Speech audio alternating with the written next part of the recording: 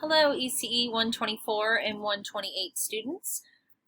Tonight we had our first Zoom meeting for 124, and many of you asked where you could access the recording. And I know this is relevant for 128 students as well, even though we have not met yet. So I just wanted to take a quick 2 minutes to show you how to access our Zoom meeting recordings. Now remember, these Zoom meetings are optional. You do not have to attend them. However, it is required that you do watch the videos. So the videos will be made available over here. You see the Tech Connect Zoom. You will click on that.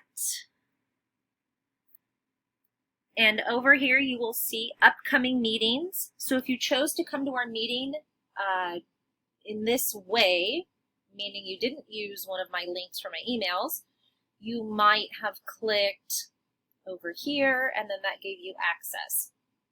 Because my meeting for 124 has already happened, you're not seeing it here. What you are seeing is next week's meeting showing up. So what that means is you can come here to these tabs, previous meetings. This is the one I had today.